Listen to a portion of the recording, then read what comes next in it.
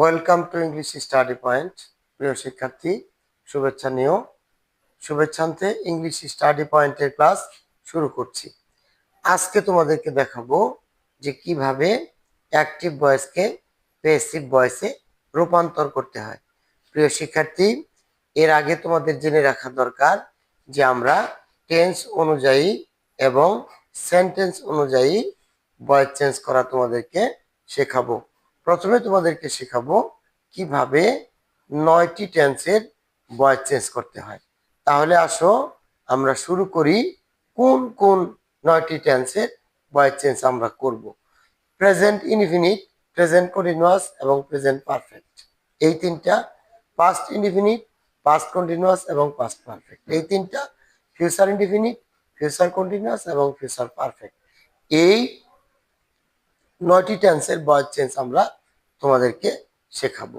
Voice change করার সময় তোমাকে অবশ্যই খেয়াল করতে হবে যে আমার বাক্যের সাবজেক্ট কোনটা এবং অবজেক্ট কোনটা।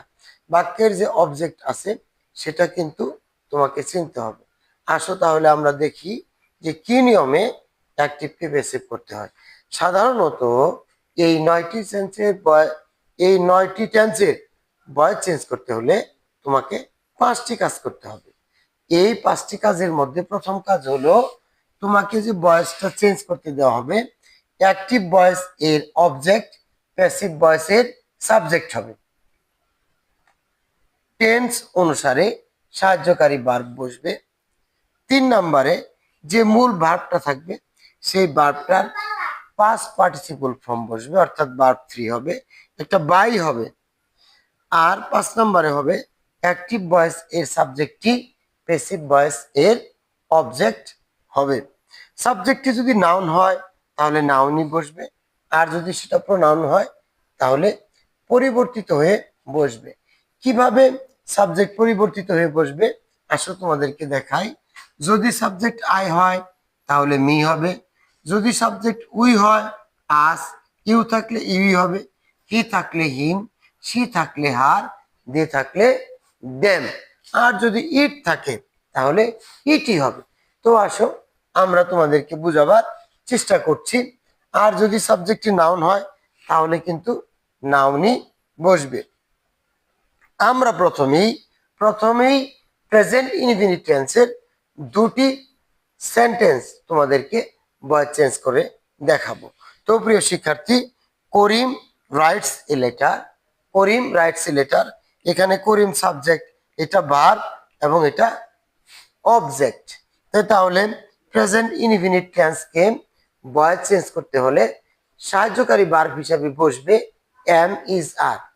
সাবজেক্ট এর নাম্বার এবং পার্সন অনুযায়ী এম ইজ আর বসাতে হবে। আসো প্রিয় শিক্ষার্থী, আমরা ওই আলোচনাটা পরের ক্লাসে করব। আজকে আপাতত দেখাই যে কিভাবে সাবজেক্ট অবজেক্ট হলো আর অবজেক্টটা সাবজেক্ট হলো। এখানে সাবজেক্ট হলো করিম এবং এটা নাউন। যদি নাউন হয় তাহলে নাউনই বসবে। এই করিম সবার শেষে যাবে এবং এই যে লেটার শেষের যে অবজেক্ট এটা সামনে আসবে। তাহলে আমরা লিখি a letter is written by Karim. দেখো এখানে 5টি কাজ আমরা করেছি। 1 নম্বর কাজ হলো এ লেটার, 2 নম্বর হলো সাহায্যকারী ভার্ব, 3 নম্বর হলো ভার্বের থার্ড ফর্ম, 4 নম্বরে হলো বাই, 5 নম্বরে হলো এই যে সাবজেক্টটি অবজেক্ট রূপে বসেছে। তো প্রিয় শিক্ষার্থী, তুমি লক্ষ্য করলে দেখতে পাবে যে করিম রাইটস এ লেটার, এই বাক্যটি উল্টে গিয়ে a letter is written by Karim. যেহেতু করিম সাবজেক্ট হিসেবে নাউন ছিল, এই জন্য সে অবজেক্টের ক্ষেত্রে নাউনই রয়ে গেছে। তো প্রিয় শিক্ষার্থী, আমরা দ্বিতীয় বাক্যটা যদি দেখি, he kills a tiger, he kills a tiger, তাহলে এখানে সাবজেক্ট হলো হি, এখানে প্রোনাউন হি পরিবর্তন হয়ে কিন্তু হিম বসবে। তাহলে এখানে এ টাইগারকে আমরা সাবজেক্ট হিসেবে বসাবো, a tiger is killed by him. দেখো প্রিয় শিক্ষার্থী, এখানে 5টি কাজ হয়েছে। এই যে অবজেক্টটা সাবজেক্ট হয়েছে, সাহায্যকারী ভার্ব, ভার্বের থার্ড ফর্ম বাই এবং সাবজেক্টটি পরিবর্তিত হয়ে অবজেক্ট আকারে বসেছে। তো প্রিয় শিক্ষার্থী, আমরা দেখলাম Karim writes a letter is written by Karim, he kills a tiger is killed by him. সেইভাবে প্রিয় শিক্ষার্থী, আমি যদি বলি আই ইট রাইস, তাহলে কিন্তু এটার বই চেঞ্জ হবে rice is eaten by me.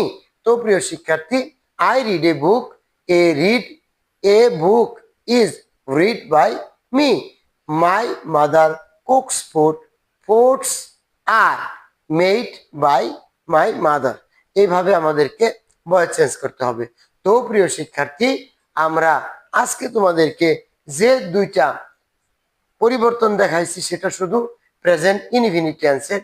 তাহলে আমরা আগামী ক্লাসে দেখব যে কোন টেন্সের জন্য কোন সাহায্যকারী ভার্ব আমাদের প্রয়োজন হয়, অ্যাক্টিভ ভয়েসে কোন সাহায্যকারী ভার্ব থাকবে এবং সেটা প্যাসিভ ভয়েসে গিয়ে কোন সাহায্যকারী ভার্বে রূপান্তরিত হবে।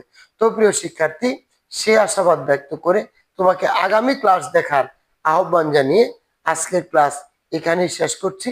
পরবর্তী ক্লাস আমাদের হবে ভয়েস চেঞ্জের ক্ষেত্রে টেন্স অনুযায়ী সাহায্যকারী ভার্ব এর ব্যবহার।